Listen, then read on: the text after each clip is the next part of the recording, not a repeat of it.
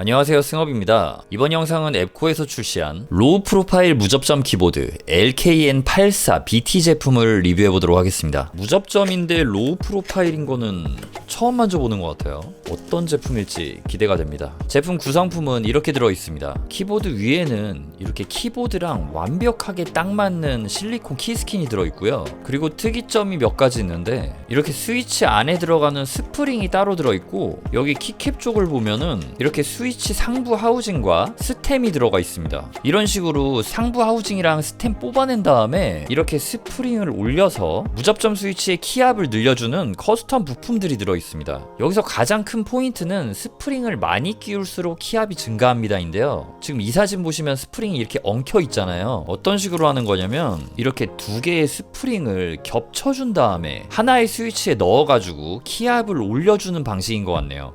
딱히 키압을 더 올릴 일이 있을까 싶긴 한데, 어쨌든 이런 커스텀 요소가 있다는 점 참고해 주시고요. 이쪽에 있는 추가 키캡은 맥 OS 전용 각인이 들어있는 키캡이랑 포인트 컬러 키캡입니다. 지금 여기에 있는 예쁜 보라색을 이렇게 가려가지고 좀 더 깔끔한 느낌으로 바꿔줄 수 있는 키캡입니다. 키캡은 PBT 재질의 염료 승화 방식으로 각인되었다고 적혀 있는데요. 제가 볼 때는 이중사출로 보이는데요. 이거는 제가 맞고 상세 페이지가 틀린 것 같습니다. 아무튼 이 75% 배열의 무접점 키보드는 뭔가 평범한 것 같으면서도 굉장히 특이합니다. 일단은 키보드 두께가 굉장히 얇습니다. 이렇게 얇은 두께의 무접점 키보드는 처음인데요. 거기다가 또 특이한 점이 이 스페이스바, 이 부분이 이렇게 나뉘어져 있거든요. 그래서 왼손으로 스페이스바를 누르시는 분들은 여기를 누르게 될 거고, 오른손으로 스페이스바를 누르시는 분들은 이런 식으로 누르게 되겠죠. 이렇게 스페이스바가 나눠져 있는 거를 스플릿 스페이스바라고 하는데, 커스텀 키보드에서만 보던 이런 요소가 들어간 게 좀 신기하기도 합니다. 키보드의 무게는 786g이고요. 키보드 바닥면에는 경사 조절 다리가 있고, 이쪽에는 무선 리시버도 수납되어 있습니다. 자, 리시버를 컴퓨터에 연결했고요. 이제 전원을 켜볼 건데요. 전원 버튼은 이쪽에 위치해 있네요. 눌러보겠습니다.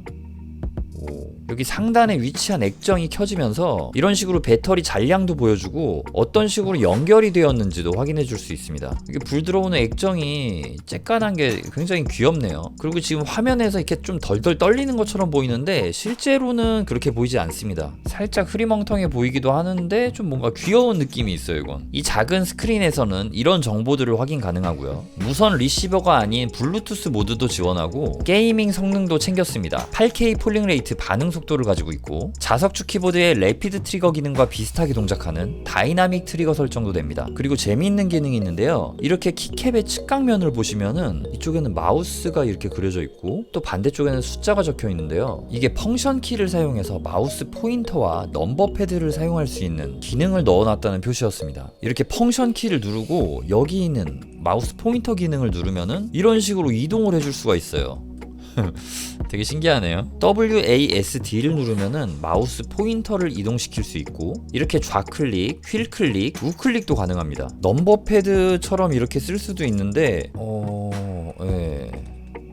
뭐 잘 쓰실 분들은 잘 쓰시겠죠. 저는 잘 모르겠네요.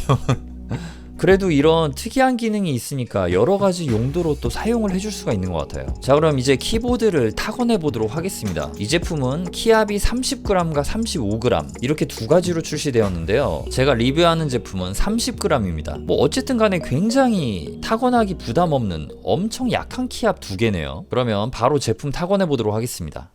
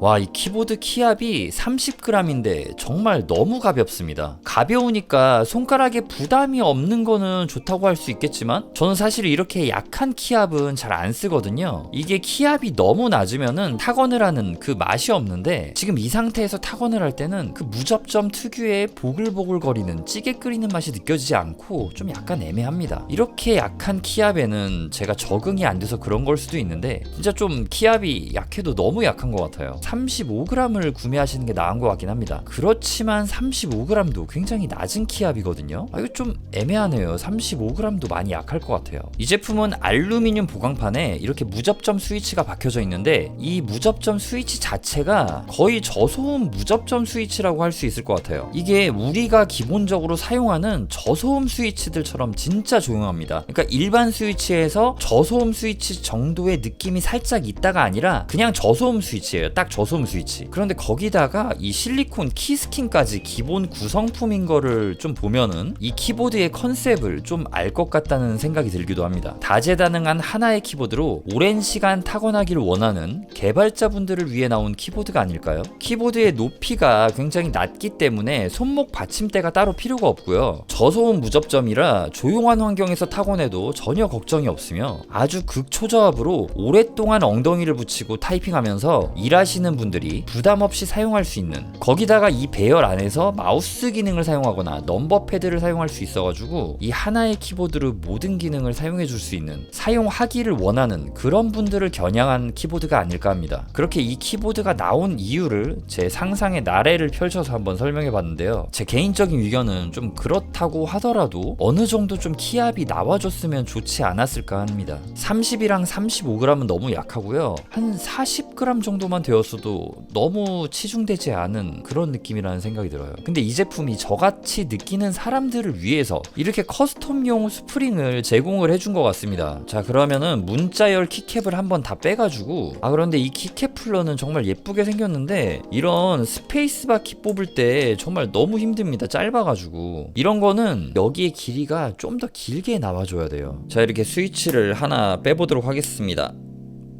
쉽게 빠지진 않는데, 자, 이런 식으로 분해를 했고요. 이렇게 스프링을 올려서 다시 결합을 해주도록 하겠습니다.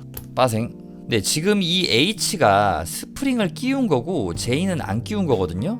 확실히 이 그 느낌이 살아나긴 합니다. 쫄깃쫄깃한 느낌. 하나만 끼워도 괜찮겠어요. 이거 작업하시다 보면은 이렇게 완벽하게 겹쳐진 스프링 두 개를 조심하셔야 됩니다. 눈으로 보시고 잘 풀어주셔야 돼요. 그렇게 하지 않으면 랜덤하게 몇 개의 키가 함정이 되겠죠. 작업하다가 팁 하나 또 드리는데요. 기본적으로 스위치는 여기 좌우에 있는 걸쇠를 이렇게 풀어가지고 빼주면 되는데, 이 스페이스바 같은 경우는 이쪽에 비어있는 공간이기 때문에 걸쇠가 이 위쪽이랑 아래쪽에 있습니다. 그래서 이런 식으로 분해를 해주셔야 돼요. 그거 참고해주세요. 자, 작업을 완료했습니다. 작업 완료하니까 스프링이 한 요정도 남네요. 지금 제가 요 스페이스랑 문자열까지만 다 했거든요. 이 남아있는 스프링으로는 모든 키에다가 다 하나씩은 넣을 수 있는 정도인 것 같습니다. 그리고 궁금해서 요 ESC 키에는 스프링을 2개 넣어봤는데요. 이게 여기는 적당하거든요.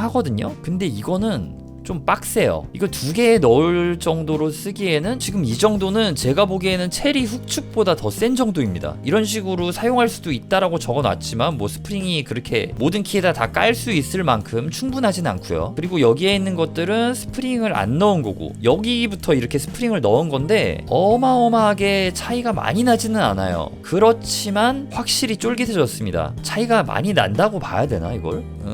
아니네요. 이거 확실히 차이가 납니다. 확실히 차이가 나요. 이제는 조금 재밌게 써볼 수 있을 것 같은데요?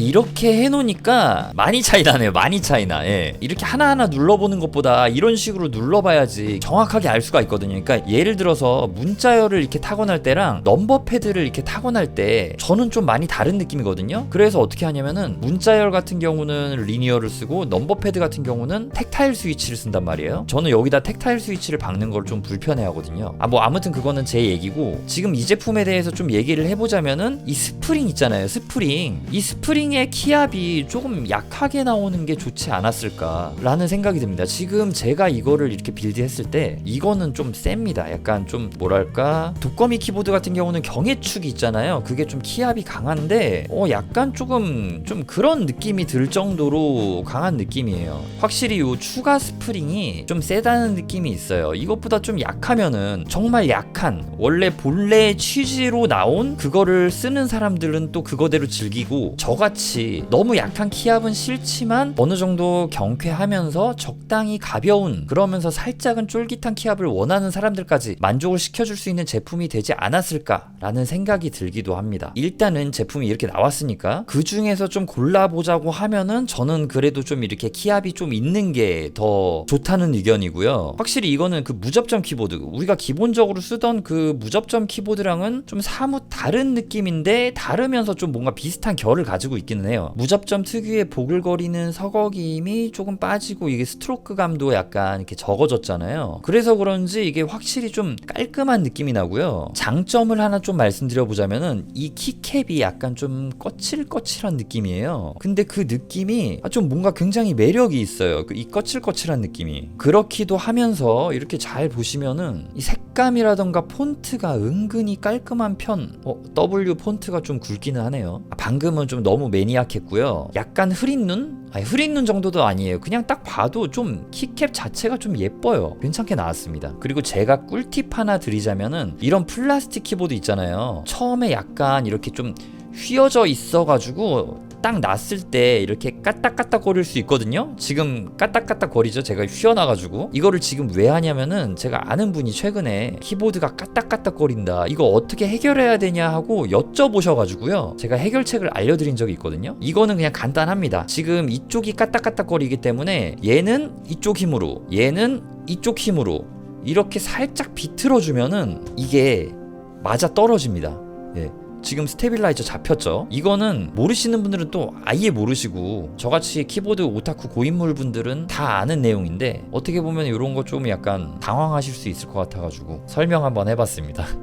자, 그럼 이제 정리해보도록 하겠습니다. 얇은 로우 프로파일 무접점 스위치는 정말 최초인 것 같은데요, 키감면으로 보면 일반 무접점 스위치가 더 좋은 것 같다, 그렇지만 이건 이거대로 매력이 있다 정도가 될 것 같고요. 확실히 스프링을 추가하면 쫄깃한 키감이 살아서 더 재밌게 타건이 가능한데, 제작자의 의도는 극한의 가벼운 키감으로 마라톤 타건을 할 때 써라 인 것 같거든요. 그냥 제가 이 오리지널 나온 대로 가벼운 키감을 더 오랫동안 즐겨보는 게 맞지 않나 라는 생각도 들었지만, 역시 키보드 매니아로서 너무 깃털처럼 가벼운 키압은 제가 참을 수가 없었기 때문에 스프링 추가를 한 거였고요. 근데 그 스프링은 좀 너무 강했다, 좀 약하게 나왔으면 베스트였을 것 같다라는 생각이 들고, 그렇게 나왔으면은 제작자의 의도를 충족하면서 일반 사용자의 입맛까지 맞출 수 있는 키보드가 되지 않았을까 합니다. 그러고 보니 35g의 스프링 추가하면 더 강해지는데요? 이 5g 차이가 큰 차이는 없었을 것 같긴 한데 30이랑 35 두 개를 내놓은 거 보면은 확실히 차이가 있는 정도일 거잖아요. 어쩌면 지금 제가 못 써본 35를 선택해서 그 키압에, 가벼운 키압에 적응하는 게 또 맞는 것 같다는 생각이 들기도 합니다. 그리고 이 키보드 게이밍에도 최적화가 되어 있잖아요. 생각보다 이 로우 프로파일로 게임하는 게 호불호가 좀 갈리지만 저는 그 코거든요. 요새 진짜로 오버워치 할 때 저는 로우 프로파일로 게임을 하고 있어요. 아무튼 게임 성능을 끌어올려주는 소프트웨어 다운로드는 영상 설명란에 넣도록 하고, 제가 리뷰했던 콕스 CNK74L 영상에 소프트웨어 사용법이 자세히 나와 있으니 이 영상 참고해 주시길 바라겠습니다. 자, 주저리 말이 많았네요. 아무튼 결론은 나한테 뭔가 아쉬운 부분이 있기는 했지만 신선했다입니다.